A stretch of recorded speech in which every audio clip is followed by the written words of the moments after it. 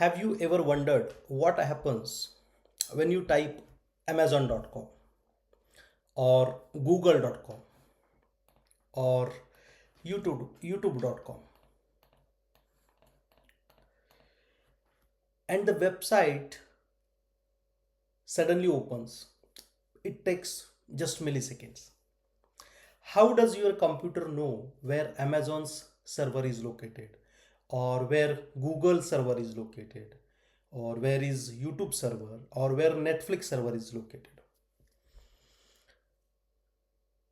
Does your laptop somehow know the address of every website on the internet? And if websites are actually identified by IP addresses, then why do we use names like google.com instead of numbers? If you have ever been confused by DNS, don't worry. In today's video, I will explain DNS in the simplest possible language with real life examples, some Linux commands, and practical DevOps scenarios. By the end of this video, you will understand DNS better than many IT professionals. Let's get started. Hello everyone, welcome back to Tech Mastery with Raj. This is our DevOps Beginner to Advanced series where we will learn DevOps concepts step by step from scratch. In our previous videos, we have covered many DevOps concepts. We have started from the Linux, file management, permissions, and then we started Linux networking. In the Linux networking also, we have covered IP addresses, ports, how IP addresses, ports works. If you have not seen that video, please go back to that video in our DevOps Beginner to Advanced series and understand that. If you understand those concepts, IP addresses, ports, it will help you to understand the next concepts like DNS, and there are many other networking concepts we will be covering in our next videos. So you first need to understand IP address and ports. In today's video, we will understand DNS. So what is DNS? So full form of DNS is Domain Name System. This is the full form. So what we will cover today? We will understand what is DNS, why DNS is needed, how DNS works, DNS resolution process, common DNS record types. Then we will see 2 or 3 Linux DNS commands. Then we will go through DNS troubleshooting, and we will also understand why DNS is so important for the DevOps engineers. So let's begin. DNS. So DNS stands for Domain Name System. In simple word, DNS is phone book of the internet. Think about your mobile. In your mobile phone, you save your friend's number with his name.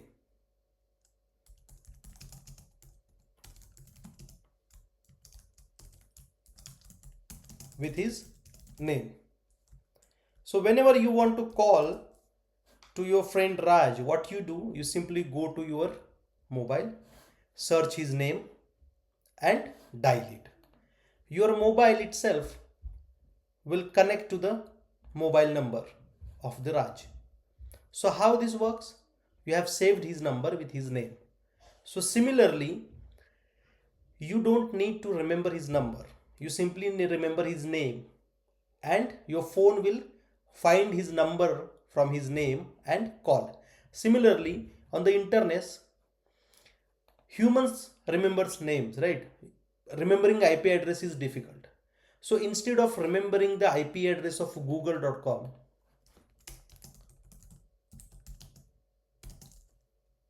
one nine two one six five eight zero one zero 10. Suppose this is the IP address of google.com, and there are n number of websites: google.com, Netflix, Amazon, YouTube, and many other. Is it possible to remember the number IP address of each website? It's humanly impossible. But is it possible to remember google.com, netflix.com, youtube.com? Yes, it is possible. So computers need something like numbers, like IP address, but humans need names to remember. So the DNS converts those names into the IP address. So DNS converts name into IP address. Okay, so this process of converting names to IP address is called DNS resolution. Okay, this process of converting name into IP address is called DNS resolution. So before going ahead and understanding DNS resolution, let's understand why do we need a DNS. So we understood what is DNS. So DNS is the phone book of the internet. Okay, DNS is the phone book of the internet. We understood that. Now we are understanding why DNS is needed. We understood why do we need how DNS works. Now I understand why do we need DNS. So imagine DNS is not exist. And if you want to visit google.com, you need to remember this number. Then you want to visit amazon.com, then there is another number. Then you want to visit YouTube, then there is another number. Remembering these many hundreds of numbers is impossible. That's why DNS was created. Okay.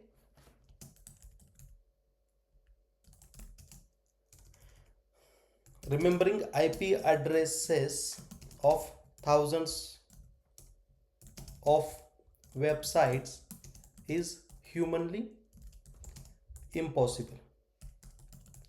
That's why DNS were created. Okay, so this is the need of DNS. So see what happens, you remember the name of the website and browser will convert DNS will convert it into the IP address and connect to the IP address. Okay, so for example, let's take a real life example. Imagine you want to visit your friend Raj. You know his name, but you don't know where he lives. So you ask someone, can you tell me Raj's address? And they provide the address. Now you can visit him. DNS work exactly the same way. You know amazon.com.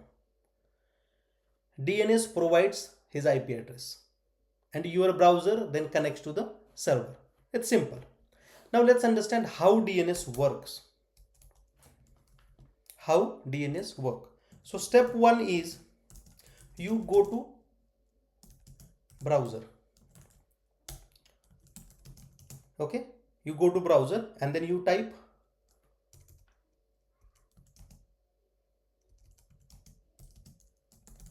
amazon.com.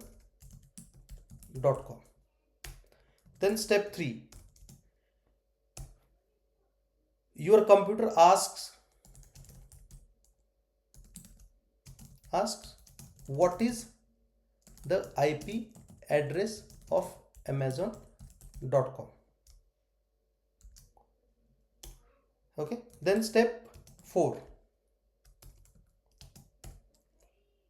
DNS replies with the IP address.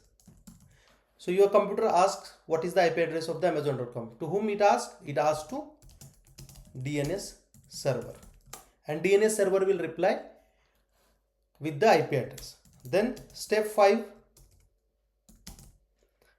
your browser connects to the Amazon server.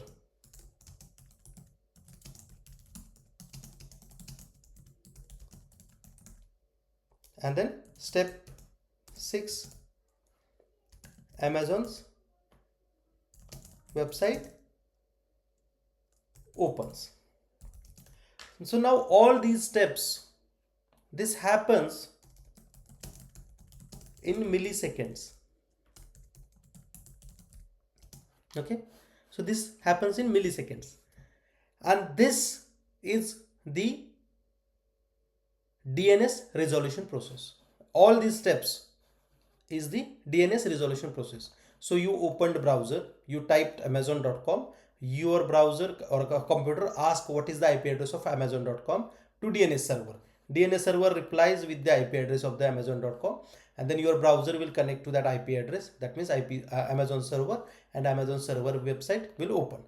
This is called the DNS resolution process. Okay, so this happens, but what exactly happens in the background? So let's understand what actually happens in the behind the scenes. Okay, so this is where things become interesting. So let's understand DNS resolution process. Okay, now what we said, you go to browser, you type amazon.com, and your computer will ask to the DNS server, but it doesn't ask to DNS server directly. Before that, it does many steps. Step 1. Okay, so your browser cache.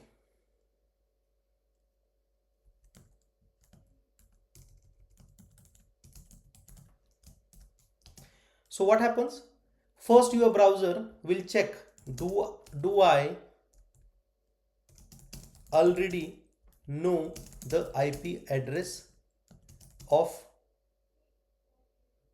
Amazon? So where does it check? It checks in the browser cache. If it already knows, it immediately, if knows in the browser cache, it opens website immediately. So this is the step 1. Okay, so it doesn't directly ask to DNS server, it first check browser cache. Okay, what is step 2? Suppose your browser cache don't have the details of this website. Then step 2 is operating system cache. Then if browser doesn't know, your operating system checks its DNS cache, and maybe the answer is already stored there. Maybe your browser will find the IP address of that particular website in your operating system cache. Okay, and if finds, then it connects.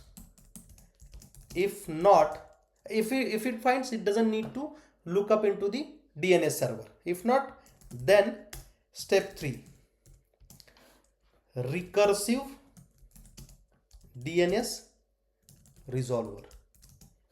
Okay, so if the answer is still not found, first it check browser cache, then check operating system cache, and if still doesn't found, then it will connect to DNS server. Your computer asks a DNS server, what is the IP address of amazon.com, and then it replies with the IP address of the amazon.com. So what DNS servers? It can be Google DNS or Cloudflare DNS.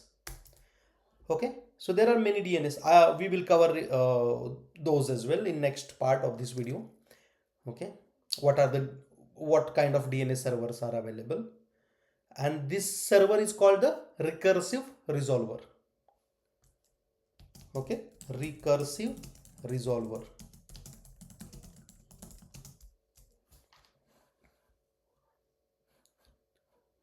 These DNS servers are called recursive resolver.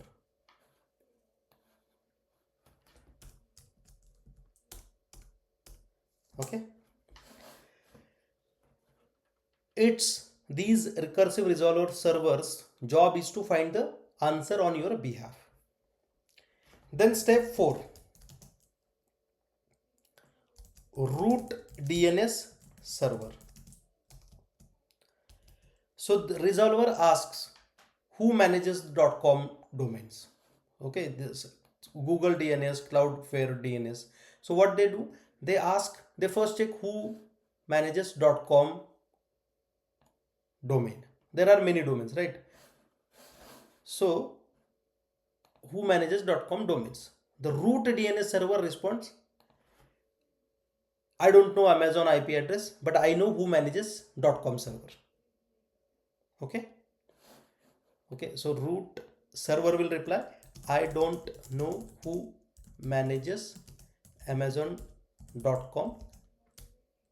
I don't know what is IP address of Amazon.com, but I know who manages .com domain.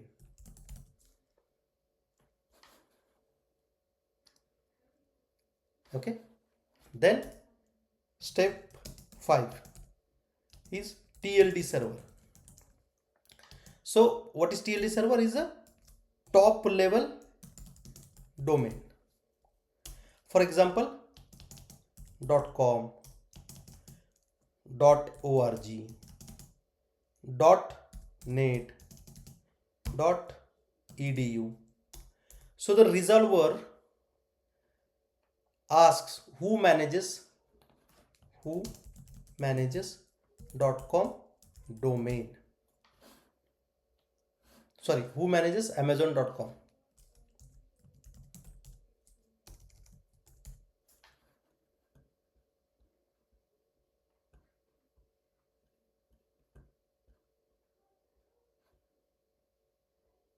Okay, who manages Amazon.com.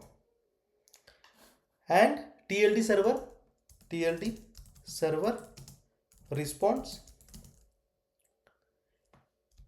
Amazon's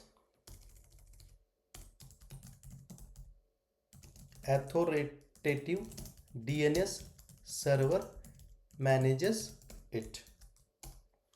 Okay, so TLD server is top level domain.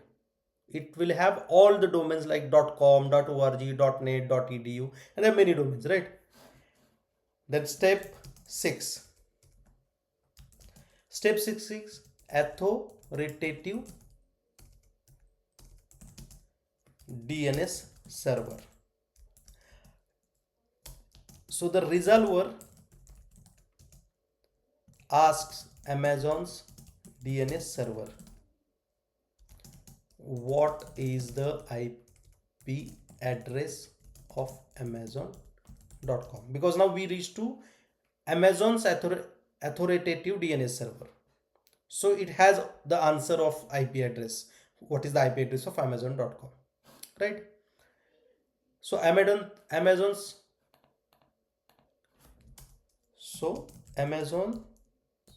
DNS server returns the correct IP address. And then step 7, website opens. So the resolver sends IP address back to your computer. And now your browser knows where Amazon server is located and the website opens. All of these steps happens within milliseconds. Okay, it might sound little confusing, so we will just repeat all the steps. Okay, step 5, step 6, and step 7. Okay, so first you entered website name in the browser. Browser will check browser cache. Do I already know the IP address of the Amazon.com? Because you might have already opened that website on this computer, so it checks browser cache. If answer knows, it will immediately open it. But if it doesn't have the answer, then it will check the operating system cache. So your operating system checks its OS cache, then it connects if the answer finds. If not, then it will go to the recursive DNS resolver.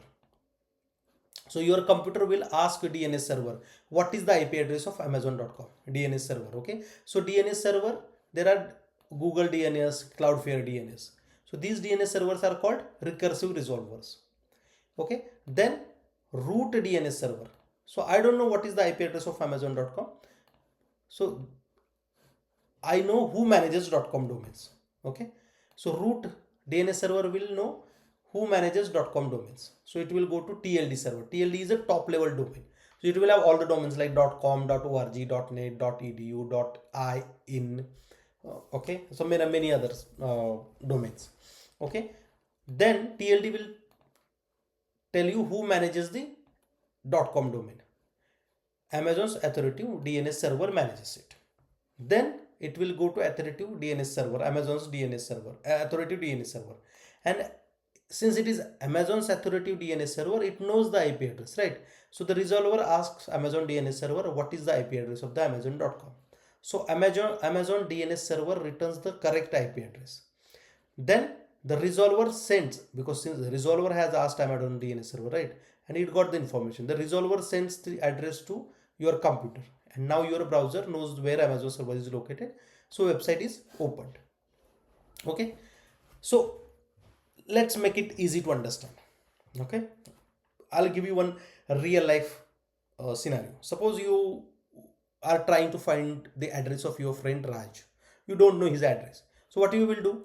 You will go to your family members and you'll ask them, do you know Raj address? Have you been to their house? And they'll say, no, I don't know. So that means browser, they don't know. Then you will go to friends, like operating system. You will ask them, do you know Raj's address? So your friends will say, no, I don't know. Then you will go to neighbors. Neighbors will say, I don't know. Then you will go to city directory to find the address of particular person in the directory.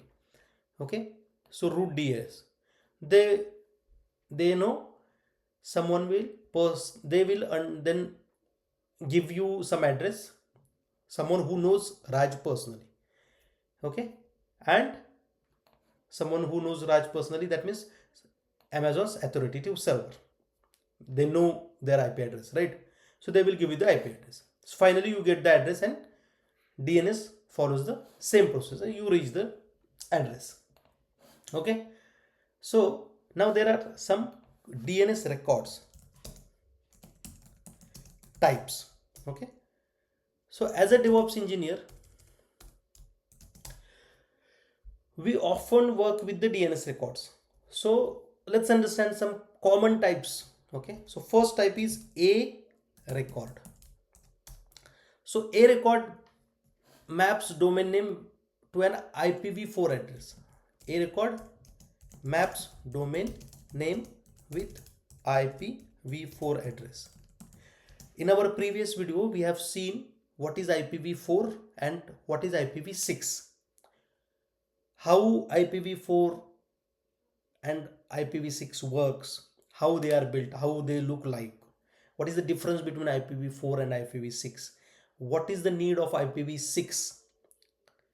Okay, so all these questions, you will get the answer of all these questions in our previous video. So if you don't know what is IPv4, what is IPv6, please go back and check that video. Okay, so let's come back to the topic. So A record type, DNS record types, A record. So this record maps domain name with the IPv4 address. For example, Amazon.com is mapped with the 54.239.0.0. So this is most commonly used. Then there is a record.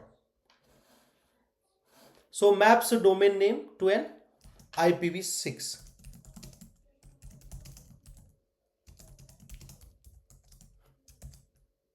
IPv6. Okay, so IPv6 we have seen in our previous video. You can go and check that as well. Then next is CNAME record. So CNAME means canonical name. So it creates basically alias. For example, Amazon.com. So it's a big server, right? It can have multiple IP addresses. So it is difficult to find all the IP addresses, right? So you simply connect to amazon.com and then it will decide where to connect, which IP to connect. Okay, so instead of storing multiple IP addresses, it creates CNAME alias. Then next type is MX record. So MX stands for mail exchange. Okay, so basically these records are used for the email servers. Whenever someone sends an email, MX records help to locate the mail server. Okay, and the last type is TXT record. So it stores text information. So this is basically mostly used for the domain verification or email security.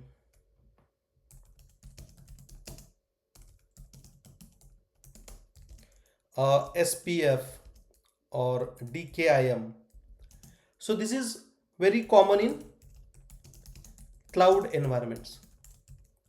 Okay, we will see in when we start learning cloud, that time we will see all these. Okay, now let's see some useful Linux commands for the DNS, and every DevOps engineer should know this. The first command is cat command. So this is to see the data of file. So etc directory and resolve.com conf. Okay,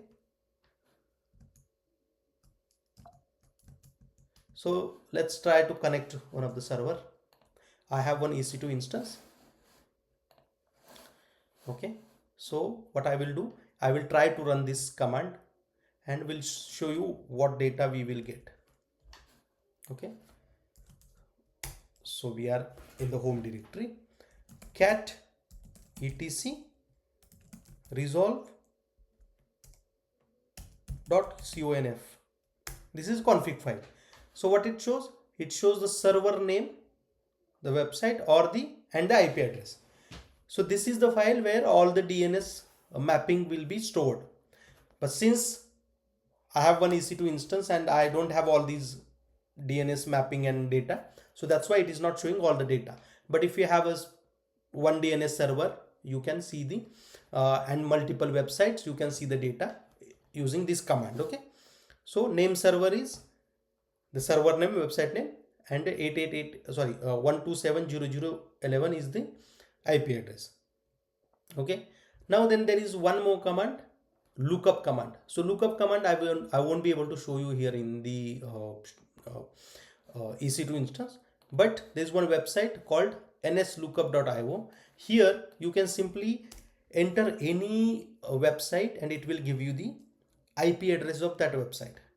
For example, amazon.com, and it shows all the IP addresses. So these are the IPv4, three IP addresses it is showing. First one is this one, it's based in the Virginia, this server is in Virginia. Okay, then second one is also in Virginia, third one is also in the Virginia. Suppose you want to check Netflix. Okay, so it shows the Netflix data also. So if you see, this is the IP address of Netflix server, that is location is in the Ireland, and it has also some IPv6 addresses. So these are IPv4 and IPv6. Now the difference between IPv4 and 6 we have covered in our previous video. I will just simply show you. This IPv4 has the 4 blocks separated with the dot, and IPv6 has 8 blocks separated with the colon.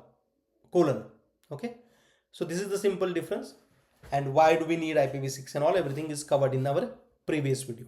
Okay, then there is one more command, is called dig, dig. Okay, dig command. This is the command, dig amazon.com or nslookup amazon.com. So these dig command also provides the detailed information of the DNS, and this is one of the frequently used commands by the DevOps engineers. Okay. So now let's understand some troubleshooting examples. Let's assume your website is not opening. Okay. Website is not opening. Users are complaining. Management is asking why is the website down. One of the first checks performed by the DevOps engineer is NS lookup and then website name. So NS lookup command is very important. NS lookup and the website name. If the DNS cannot find the domain, because your website name and behind the website name there is an IP address, right? So this mapping is there, but if it doesn't find the IP address, then it won't be able to connect to that particular server. Okay, so NS lookup is the command you need to use. If DNS cannot find the domain, users will not able to reach the website. So even if server is healthy, or many production incidents happens because of DNS issues, right? Because server is healthy but your mapping is not there, so NS lookup command will show you what is the problem. Okay, so DNS is very critical for the DevOps engineer. Okay, now why DevOps engineers must learn DNS? Because in modern applications it is heavily depend on the DNS. For example, you will have many websites, APIs, Kubernetes clusters, cloud services, microservices. You can't remember the IP address of everything, right? You need a DNS name to remember. And if DNS fails, your application will fail. Services will stop communicating. Users experience they will experience the outage. So understanding DNS helps you troubleshoot faster and become better DevOps engineer. Okay, so I hope your DNS concept is now clear. So let's recap once what we have learned today. So today we have learned what is DNS, why DNS is needed, how DNS works. Okay, DNS resolution process, we have seen what happens in the background also. DNS record types, we have seen DNS record types, right? A, then AAAA, then CNAME, MX record and TXT record. Then we have seen some Linux commands. We have also understood the DNS troubleshooting part. Okay, and why DNS is important for the DevOps. Okay, so in our next video, what we will do, we will try to understand the NAT. What is NAT? NAT is network address translation, and we will also understand firewalls. Okay, public IP, private IP we have seen in our previous video. So how one public IP serves hundreds of devices, that we will see in our next video. How NAT works, what firewall is, how firewalls protect servers and applications. Okay, so these are some essential networking concepts for every DevOps engineer. So we will see these concepts in our next video, so don't miss the next video. Okay, now if this video, it's today's video, helped you to understand the DNS, please support the channel, like this video, comment your questions below, share this video with your friends and colleagues, and subscribe to Tech Mastery with Raj. Okay, and turn on the notifications so you never miss a new video in our DevOps Beginner to Advanced series. Thank you for watching. See you in the next episode. Until then, keep learning, keep building and keep mastering the technology. Thank you.